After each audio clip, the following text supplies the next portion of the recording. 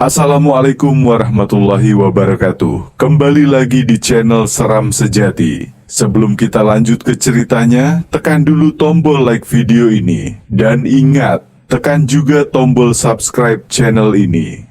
Nyalakan juga lonceng notifikasinya agar tidak ketinggalan cerita-cerita lainnya dari channel ini. Arman menyesap kopinya yang sudah mulai dingin. Ia duduk di sebuah warung tua di pinggir kota, menunggu seseorang yang katanya memiliki cerita yang akan mengubah hidupnya. Malam sudah larut, hanya suara jangkrik yang terdengar. Warung itu hampir kosong, kecuali seorang pria tua yang duduk di sudut ruangan, sesekali menatap keluar jendela seolah mengawasi sesuatu. "Kau Arman?" Suara berat pria tua itu memecah kesunyian. Arman mengangguk. Pak Hasan menggerakkan kepalanya sedikit, tanda bahwa ia setuju. Tangannya gemetar saat meraih cangkir tehnya. Dari dekat, Arman bisa melihat wajahnya yang penuh garis-garis ketakutan. Mata pria itu terlihat kosong, seperti seseorang yang sudah kehilangan harapan. "Kau ingin tahu tentang desa itu?" tanyanya dengan suara serak. Arman bersandar ke depan. "Saya mendengar desas-desusnya, Pak. Desa yang hilang di tengah hutan. Tak ada peta yang mencatatnya, tak ada yang tahu pasti di mana lokasinya. Tapi mereka bilang, beberapa orang yang masuk ke sana tak pernah kembali." Pak Hasan tersenyum miris. "Aku salah satu dari mereka yang kembali," katanya pelan, "tapi aku berharap aku tidak pernah keluar dari sana." Arman menahan napas. "Apa yang terjadi di sana, Pak?" Pak Hasan mengusap wajahnya, seolah ingin menghapus kenangan buruk yang melekat di pikirannya. "Dulu, aku dan 3 temanku mendengar cerita tentang desa itu. Kami pikir itu hanya mitos. Kami pikir kami bisa masuk dan keluar dengan mudah. Tapi desa itu bukan tempat biasa." Ia menatap langsung ke mata Arman. "Di sana, waktu berhenti. Penduduknya tidak bernapas, mereka hanya ada. Mereka melihatmu, berbicara denganmu, tapi kau tahu ada yang salah. Kami mencoba kabur, tapi jalan yang kami lalui selalu kembali ke desa itu. Seolah-olah hutan tak ingin melepaskan kami." Arman merinding. "Lalu bagaimana Bapak bisa keluar?" Pak Hasan menelan ludahnya, tangannya mencengkeram meja dengan erat. "Seseorang harus menggantikan posisiku. Satu orang harus tetap tinggal. Hanya satu orang yang bisa keluar. Itu aturan mereka." Arman membatu. "Bapak meninggalkan teman-teman Bapak?" Pak Hasan menunduk, suaranya bergetar. "Aku tidak punya pilihan." Matanya mulai berkaca-kaca. "Mereka menatapku saat aku keluar. Mereka tahu mereka tidak akan pernah bisa kembali. Dan sekarang, aku merasa mereka memanggilku lagi." Angin dingin bertiup dari jendela yang setengah terbuka.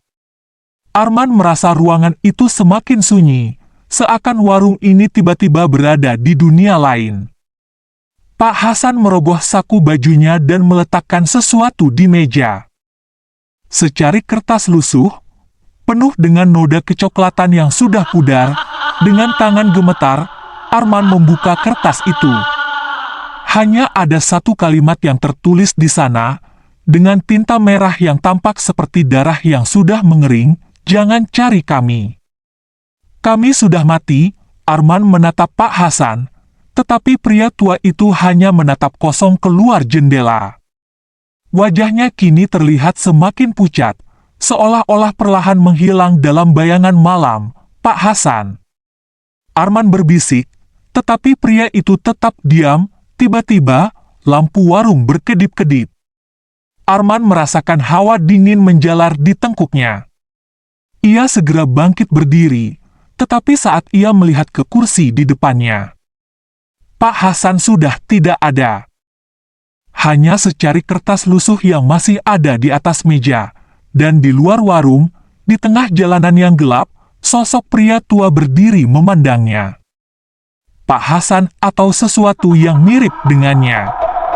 Namun, wajahnya kini berbeda, pucat, kosong, dan matanya hitam legam. Sosok itu tersenyum lalu menghilang ke dalam kabut. Arman tercekat, tangannya gemetar. Malam itu, ia tidak bisa tidur. Ketika ia merogoh sakunya, dadanya terasa mencelos. Kertas lusuh yang tadi di atas meja, sekarang ada di sakunya. Arman menatap secari kertas lusuh yang ia temukan tadi malam. Tulisan di sana terus terngiang dalam benaknya. Jangan cari kami. Kami sudah mati. Kata-kata itu seakan menggali rasa penasaran sekaligus ketakutan di hatinya. Jadi, kita benar-benar akan pergi ke sana? Tanya Doni sambil mengencangkan tali sepatunya. Kita harus. Aku harus tahu apa yang sebenarnya terjadi, jawab Arman mantap. Ratna, satu-satunya perempuan dalam kelompok itu, tampak gelisah. Pak Hasan saja memperingatkan kita. Kalau desa itu memang hilang, kenapa kita harus mencari masalah? Justru karena hilang, kita harus cari tahu alasannya, tegar menyela. Ia terkenal sebagai yang paling pemberani di antara mereka. Mereka bertiga akhirnya mengikuti langkah Arman memasuki hutan sunyi. Nama itu diberikan bukan tanpa alasan. Hutan ini begitu aneh. Tidak ada suara burung, jangkrik, atau hewan lainnya. Semuanya sunyi, seperti dunia di dalamnya telah mati. Setiap langkah yang mereka ambil hanya menghasilkan suara ranting yang patah dan gemerisik dedaunan kering. Pohon-pohon besar menjulang tinggi, dahan-dahannya membentuk kanopi gelap yang menghalangi cahaya matahari. Udara terasa lebih dingin dari seharusnya, dan angin berhembus membawa aroma tanah basah yang pekat. Kenapa aku merasa kita diawasi? Bisik Ratna, memeluk dirinya sendiri. Doni mengangguk. Aku juga merasakannya. Seperti ada sesuatu yang bersembunyi di balik pepohonan. Arman menghentikan langkahnya. Matanya menajam, menelusuri sekeliling. Lihat ini, ujarnya, menunjuk ke tanah. Mereka semua menatap jejak kaki aneh di antara dedaunan kering. Bentuknya seperti tapak manusia, tapi dengan jari-jari yang lebih panjang dan melengkung. Apa ini? Tegar berjongkok, mencoba membandingkannya dengan telapak tangannya. Ini bukan manusia. Ratna mundur beberapa langkah. Kita harus pergi. Aku tidak ingin berakhir seperti orang-orang yang hilang itu. Namun, sebelum mereka bisa berbalik, semak-semak di sisi mereka bergetar hebat. Seperti ada sesuatu yang bergerak di dalamnya. Nafas mereka tertahan. Mata mereka terpaku pada semak-semak yang seakan hidup. Krek. Krek, suara langkah kaki terdengar di belakang mereka. Doni menelan ludah. Jangan bercanda, kan? Kalian semua ada di depanku. Arman perlahan menoleh ke belakang, kosong, namun, udara di belakangnya terasa lebih berat. Seperti ada sesuatu yang berdiri tepat di belakang mereka, meskipun tak terlihat oleh mata telanjang, tiba-tiba, dari dalam semak-semak. Sesuatu melesat keluar. Ratna menjerit, tubuhnya hampir terhuyung ke belakang. Doni cepat-cepat menarik tangannya, lari. Teriak Arman, tanpa pikir panjang, mereka berempat berlari secepat mungkin, menembus hutan yang semakin gelap. Namun, suara langkah kaki lain tetap mengikuti mereka. Langkah itu terdengar berat, seolah makhluk itu memiliki tubuh besar dan menyeret sesuatu di belakangnya. Tegar tersandung akar pohon dan jatuh dengan keras. Arman buru-buru menoleh dan berlari untuk membantunya. Saat itulah, dari sudut matanya, ia melihat sesosok bayangan tinggi berdiri di antara pepohonan. Sosok itu tidak memiliki wajah, hanya hitam pekat dengan mata kosong yang bersinar merah samar. Ratna menangis ketakutan. Apa itu? Tanpa menjawab, Arman menarik Tegar dan kembali berlari. Mereka akhirnya sampai di sebuah tanah lapang kecil di tengah hutan. Nafas tersengal-sengal, keringat dingin mengalir di pelipis mereka. Namun, saat mereka berpikir telah aman, mata Arman membelalak. Di depan mereka, di tanah lapang itu, berdiri gerbang kayu tua dengan ukiran kuno. Di balik gerbang itu, kabut tebal menyelimuti sebuah desa yang seharusnya sudah hilang. Kabut semakin tebal saat Arman, Doni, Ratna, dan Tegar melangkah lebih dalam ke dalam hutan sunyi. Suara langkah mereka teredam oleh tanah basah, dan tidak ada suara burung atau hewan lain.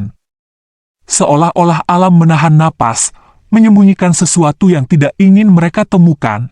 Astaga, lihat itu! Suara Tegar gemetar sambil menunjuk ke depan. Di balik kabut, samar-samar terlihat deretan rumah tua. Kayu-kayunya telah lapuk, beberapa atap nyaris runtuh. Tetapi anehnya, desa itu tetap berdiri. Tidak ada tanda kehidupan, tetapi dari salah satu cerobong, asap tipis mengepul ke langit abu-abu. Ini tidak masuk akal. Kalau desa ini sudah lama ditinggalkan, siapa yang masih menyalakan api? Ratna bergidik. Tangannya mencengkeram erat lengan Arman. Mereka melangkah hati-hati mendekati rumah dengan asap cerobong itu. Semakin dekat, udara terasa lebih dingin, dan bulu kuduk mereka meremang.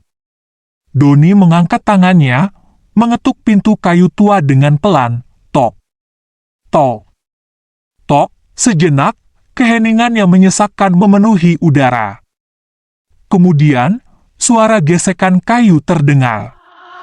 Pintu terbuka perlahan, menampilkan sosok wanita tua dengan wajah pucat dan mata cekung.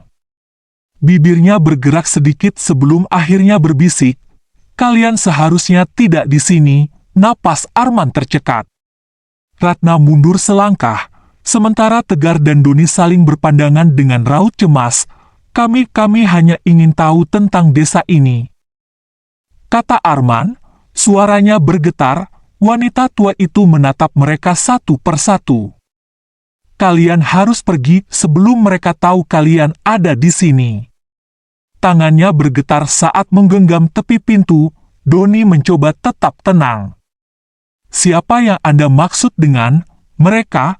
Wanita itu menoleh ke arah jalan setapak yang mereka lalui tadi. Sorot matanya dipenuhi ketakutan. Mereka yang tidak ingin dilihat. Mereka yang tidak boleh diingat dan mereka yang tidak akan membiarkan kalian pergi. Seketika, angin kencang berembus menerpa desa.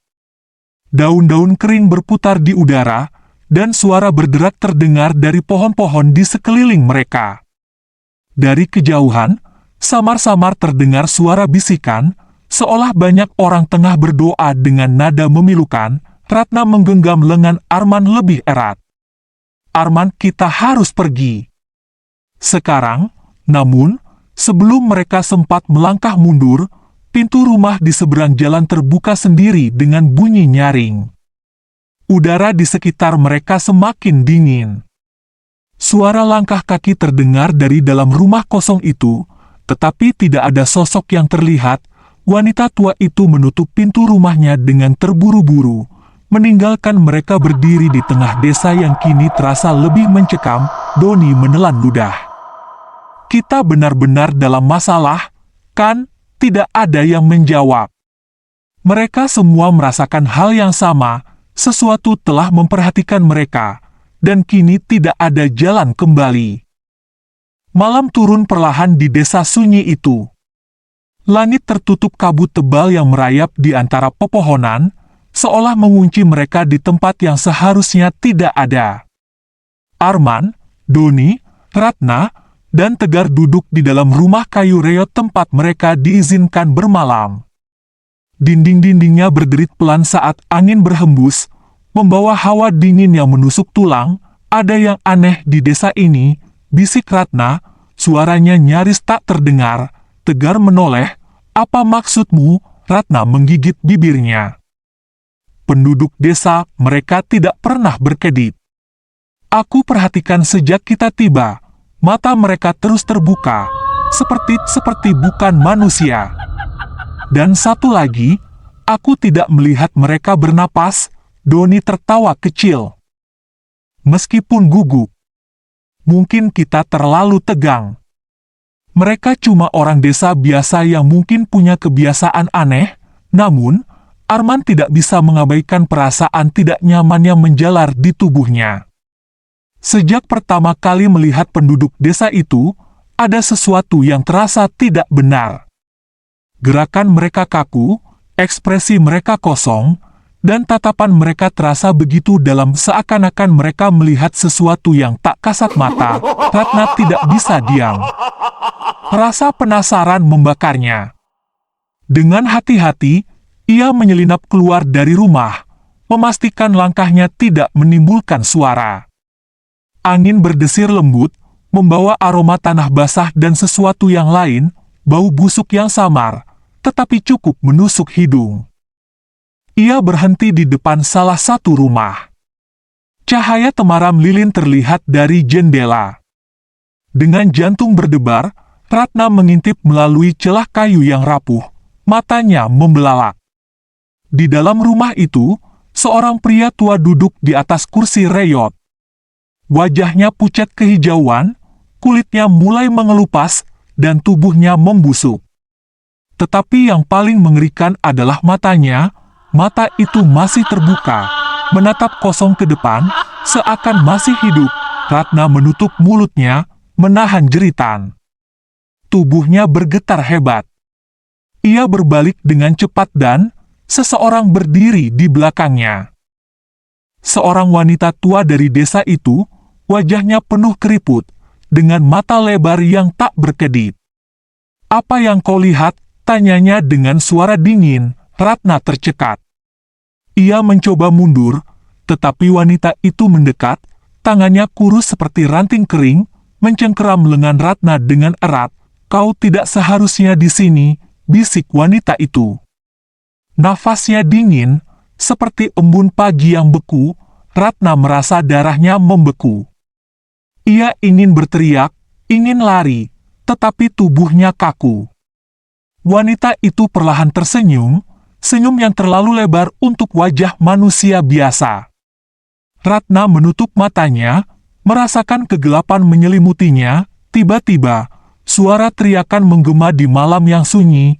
Arman, Doni, dan Tegar berlari keluar dari rumah, jantung mereka berpacu cepat.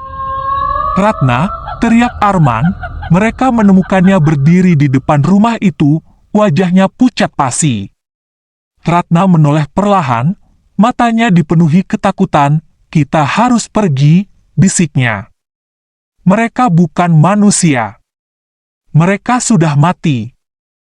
Kabut tebal semakin menyelimuti desa. Langit malam tanpa bulan membuat segalanya tampak lebih kelam. Arman, Doni, Ratna, dan Tegar berjalan menuju balai desa dengan langkah hati-hati. Mereka berharap bisa menemukan sesuatu yang dapat menjelaskan misteri desa ini. Setiap langkah terasa berat, seolah tanah yang mereka pijak berusaha menarik mereka masuk. Suasana semakin aneh ketika suara-suara berbisik mulai terdengar dari arah hutan. Bukan suara manusia, bukan pula suara hewan. Bisikan itu terdengar seperti panggilan. Seperti sesuatu yang menunggu mereka. Ratna berhenti melangkah. Napasnya memburu. "Kalian dengar itu?" bisiknya dengan suara gemetar. Doni menoleh, mencoba mendengarkan lebih saksama. "Suara apa?" "Aku cuma dengar angin." Namun, Arman merasakan sesuatu yang lain. Bisikan itu seolah merayap masuk ke dalam pikirannya, menciptakan rasa gelisah yang tak bisa dijelaskan. "Kita harus cepat," ujar Tegar dengan suara tegang. Tapi saat mereka hendak melanjutkan perjalanan, Ratna tiba-tiba menghilang. Ratna. Arman menoleh ke segala arah, matanya mencari-cari dalam kabut. Doni dan Tegar berlari ke tempat terakhir mereka melihatnya, tapi hanya ada tanah lembab dan daun kering yang berhamburan. Tidak ada jejaknya sama sekali, tidak mungkin. Dia tadi di sini. Seru Doni, panik, kemudian suara langkah kaki terdengar dari tengah desa. Perlahan, siluet Ratna muncul dari dalam kabut. Ia berdiri diam, tubuhnya sedikit bergoyang seolah kehilangan keseimbangan. Mata Ratna tampak kosong, tatapannya menembus mereka, namun yang membuat bulu kuduk mereka meremang adalah tangannya. Berlumuran darah, Ratna. Arman berlari ke arahnya. Apa yang terjadi? Ratna menoleh perlahan, suaranya lirih namun jelas terdengar dalam keheningan. Aku melihatnya. Katanya dengan nada aneh. Aku melihat apa yang mereka sembunyikan. Doni mundur selangkah. Apa maksudmu?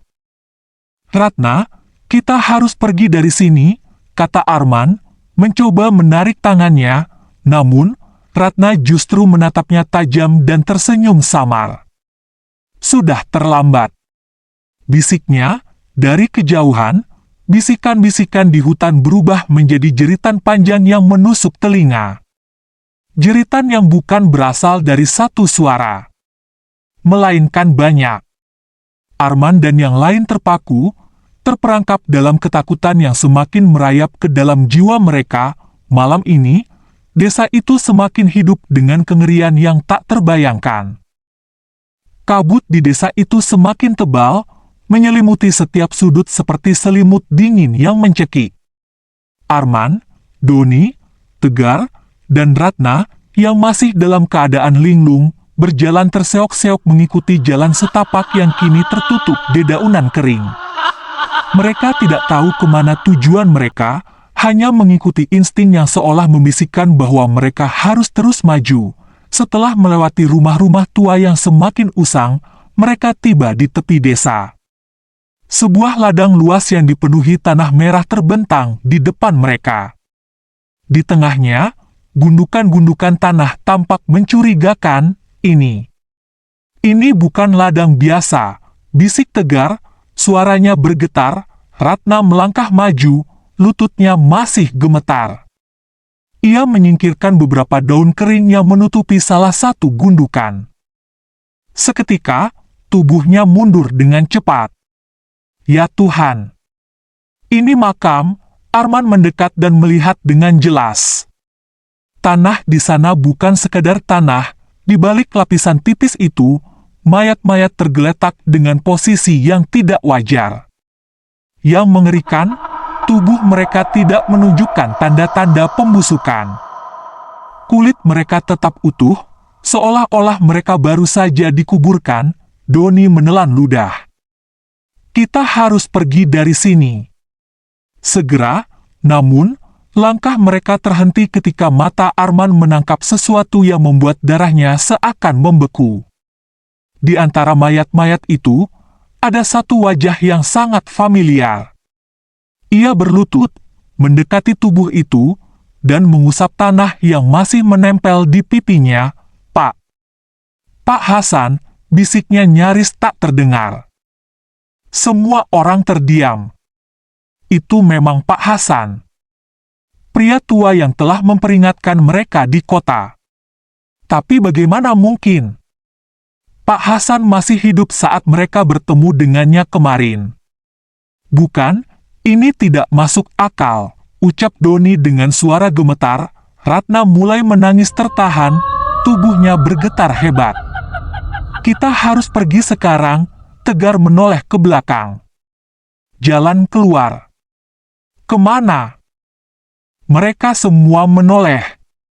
Jalan setapak yang mereka lewati tadi telah hilang.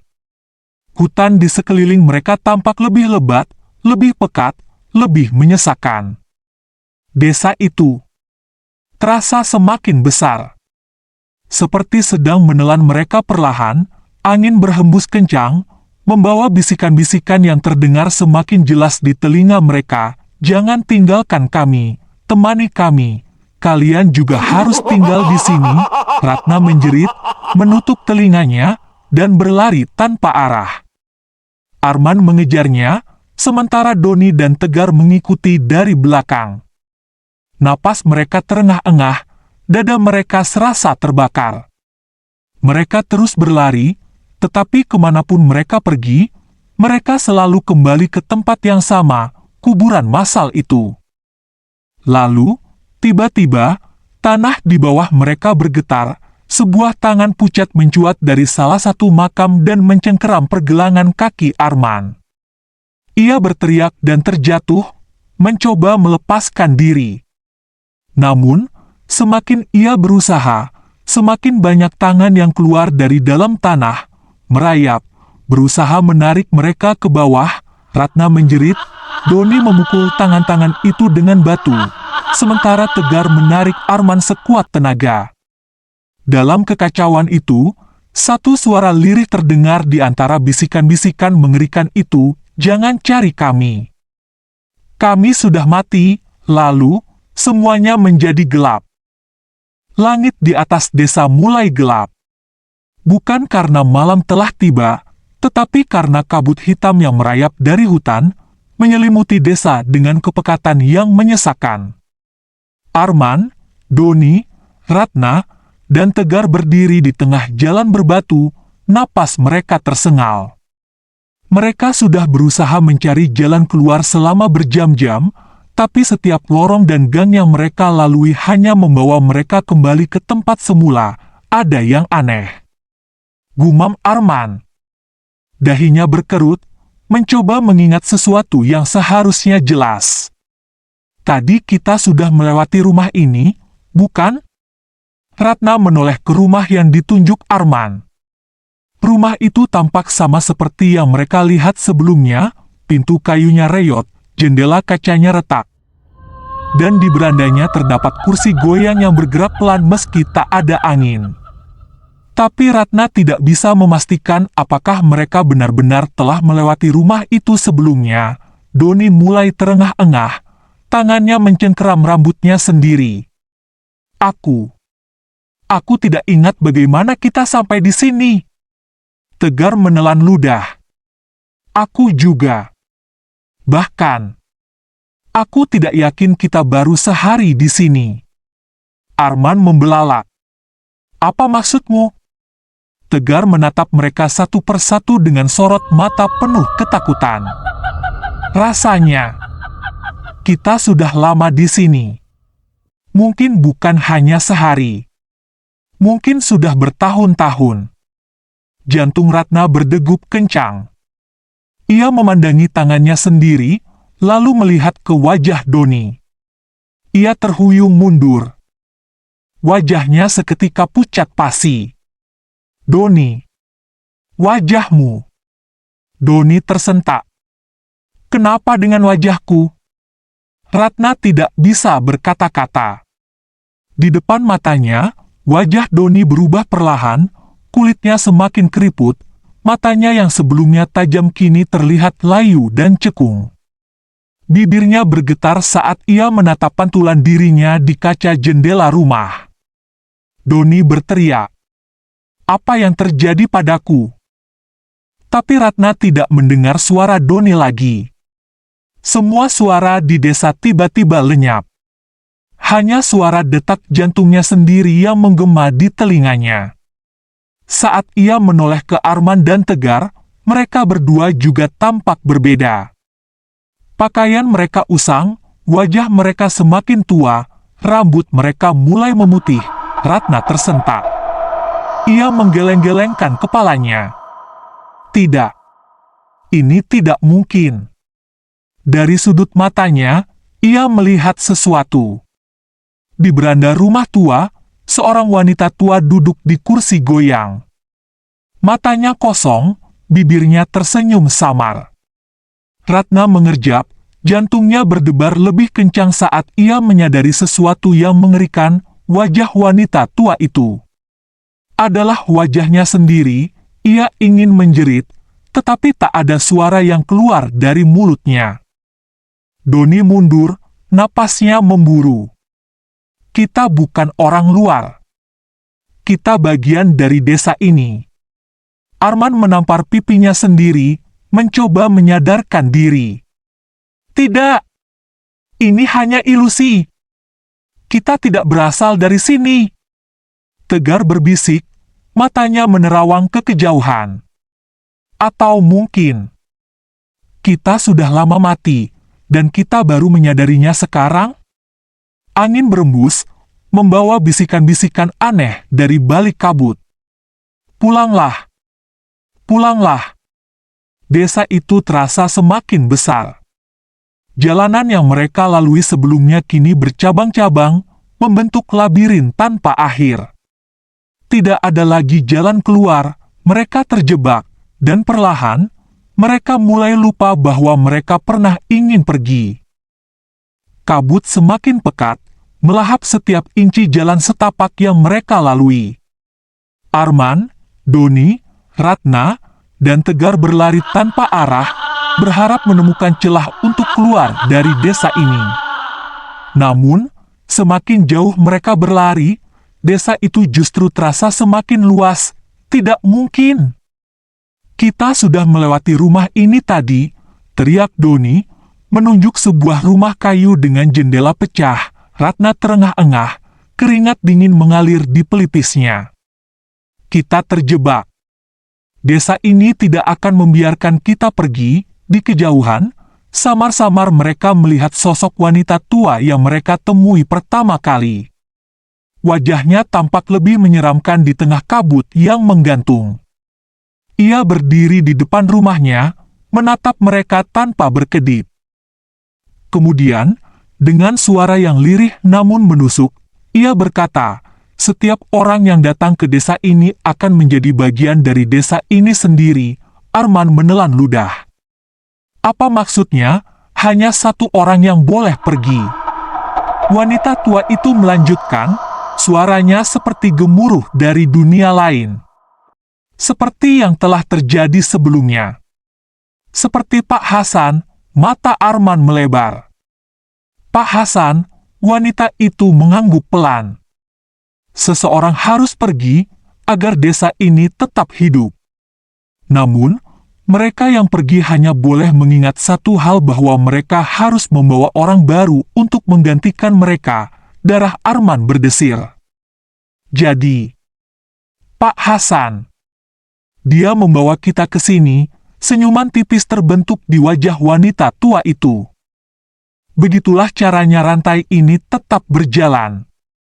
Jika tidak, tak akan ada lagi yang bisa keluar. Doni melangkah mundur, wajahnya pucat. Itu bohong. Pak Hasan memperingatkan kita agar tidak datang ke sini, atau mungkin, gumam Tegar, suaranya hampir tidak terdengar. Itu hanya cara Pak Hasan memastikan kita datang. Hening. Pikiran itu mengiris kesadaran mereka seperti belati.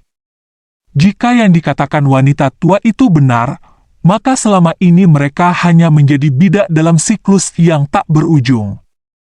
Ratna memegang lengan Arman erat-erat. Jadi, siapa yang akan keluar kali ini? Kabut semakin padat, menghalangi jarak pandang mereka. Dari kejauhan, terdengar bisikan-bisikan samar, suara-suara yang seolah menanti mereka membuat keputusan. Arman menggeleng keras. Tidak. Kita tidak boleh terjebak dalam siklus ini. Kita harus menemukan jalan keluar bersama. Tegar menatap tanah dengan ekspresi kosong. Mungkin kita sudah lama di sini. Mungkin kita sudah lupa berapa lama kita sebenarnya di sini. Ratna menutup telinganya, menggeleng keras. Tidak. Aku tidak mau percaya. Kita harus pergi. Tiba-tiba, dari arah belakang mereka, suara langkah kaki terdengar. Langkah berat, lambat, tetapi semakin dekat. Mereka semua menoleh, dan di sana, di tengah kabut, berdiri seseorang, Pak Hasan, namun wajahnya kini pucat, matanya kosong. Pakaiannya sobek dan kotor, seperti seseorang yang telah lama mati tetapi kembali berjalan. Sudah waktunya, bisiknya. Doni mundur, tubuhnya bergetar hebat. Tidak, tapi sudah terlambat. Sesuatu mencengkeram bahunya dari balik kabut. Tegar menjerit. Ratna menutup mulutnya dengan kedua tangan, matanya membelalak ketakutan. Arman bisa merasakan udara di sekitar mereka menjadi semakin dingin. Mereka tidak sendirian lagi, rantai kematian harus terus berjalan, dan seseorang harus menggantikan mereka. Malam semakin larut, tetapi desa itu tetap sunyi seperti kuburan. Arman, Ratna, Doni, dan Tegar berdiri di tengah jalan setapak yang tampak berkilauan di bawah sinar bulan. Jalan itu seakan menjadi harapan satu-satunya untuk keluar dari mimpi buruk ini. Kita harus mencobanya, kata Arman dengan suara penuh keyakinan. Tanpa berpikir panjang, mereka mulai berjalan menyusuri jalan setapak itu. Jantung mereka berdebar kencang, berharap menemukan ujung yang mengarah ke dunia luar. Namun, sesuatu yang aneh terjadi. Setelah berjalan cukup lama, mereka kembali ke tempat yang sama. Desa itu berdiri di hadapan mereka lagi, seolah-olah mereka tidak pernah bergerak. Tidak mungkin, bisik Ratna ketakutan. Mereka mencoba lagi, kali ini berlari. Namun, hasilnya tetap sama. Setiap kali mereka mencapai ujung jalan, mereka akan kembali ke titik awal. Sebuah lingkaran tak berujung. Doni mulai gemetar. Kita terjebak. Kita tidak akan pernah keluar dari sini. Ketegangan semakin memuncak. Nafas mereka tersengal, tubuh mereka gemetar kelelahan. Pikiran Doni mulai dipenuhi kegelapan. Ia ingat sesuatu dari perkataan wanita tua di desa ini, hanya satu yang boleh pergi. Seseorang harus menggantikan mereka. Doni menoleh ke arah Arman, lalu ke arah Tegar. Di tangannya, ia menggenggam pisau kecil yang ia bawa sejak awal perjalanan. Maaf. Tapi aku harus keluar dari sini, bisik Doni, sebelum ada yang sempat bereaksi. Doni menikam perut Tegar. Darah hangat mengalir deras dari tubuhnya. Mata Tegar membelalak, tidak percaya dengan apa yang baru saja terjadi. Doni, apa yang kau lakukan?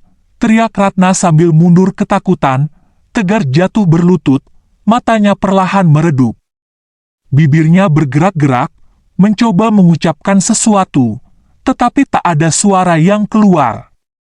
Ratna menjerit, sementara Arman berdiri terpaku. Tepat saat darah Tegar menyentuh tanah desa, Doni tiba-tiba menghilang. Begitu saja, seperti kabut yang lenyap ditelan angin, Ratna menutupi mulutnya, air mata mengalir deras. Dia pergi. Arman menatap kosong ke arah tempat Doni menghilang. Ini harga yang harus dibayar, gumamnya lemah. Tegar masih bernapas, tetapi sangat lemah. Arman mencoba menekan lukanya, tetapi darah terus mengalir. Tahan, Tegar. Bertahanlah. Tegar tersenyum tipis, napasnya semakin pendek. Kita tidak akan pernah keluar dari sini. Ratna menangis tanpa suara, sementara Arman menatap desa itu yang kini terasa semakin besar, semakin gelap, semakin mencekik. Jalan setapak yang tadi berkilauan kini telah menghilang sepenuhnya, meninggalkan mereka dalam kegelapan tanpa akhir. Pagi datang dengan cahaya pucat yang menyelimuti desa. Arman dan Ratna duduk di depan salah satu rumah kosong, menatap jalan tanah yang mengarah ke hutan. Angin berembus pelan, membawa bisikan samar yang seakan memanggil mereka. Mereka tidak bisa lagi mengingat dari mana mereka berasal. Nama kota asal mereka terasa seperti bayangan samar yang semakin pudar setiap kali mereka mencoba mengingatnya. Yang mereka tahu hanyalah desa ini. Tempat yang sekarang terasa seperti rumah, Ratna memeluk lututnya, matanya kosong. "Berapa lama kita di sini, Arman?" Arman menoleh perlahan. "Aku tidak tahu." Rasanya sudah berabad-abad, hening menyelimuti mereka. Desa ini tidak pernah benar-benar sunyi. Selalu ada suara samar, bisikan, langkah kaki yang tidak terlihat, atau desahan napas yang bukan milik mereka. Seakan-akan sesuatu selalu mengintai, menunggu saat yang tepat untuk mengambil mereka sepenuhnya. Lalu, dari arah hutan, terdengar suara langkah kaki. Arman dan Ratna saling bertatapan. Mereka tahu apa artinya itu. 4 sosok muncul dari balik pepohonan. Seorang pria dengan kamera tergantung di lehernya, seorang wanita membawa buku catatan, serta 2 pria lain yang tampaknya adalah rekannya. Mereka berhenti beberapa meter dari Arman dan Ratna. Mata mereka berbinar penuh rasa ingin tahu. Tanpa menyadari kengerian yang mengintai di setiap sudut desa ini, akhirnya kami menemukannya. Desa yang hilang. Pria dengan kamera itu berbisik, lebih kepada dirinya sendiri. Wanita di sebelahnya melangkah maju. "Kami mendengar tentang desa ini. Bisakah kalian memberitahu kami apa yang sebenarnya terjadi di sini?" Arman menatap mereka satu persatu. Seperti melihat pantulan masa lalunya sendiri. Kemudian, ia tersenyum tipis. "Tentu," katanya pelan. "Tapi ingat, hanya satu dari kalian yang akan kembali." Seketika, suasana berubah. Kabut mulai turun, mengitari desa seperti tirai yang menutup mereka dari dunia luar.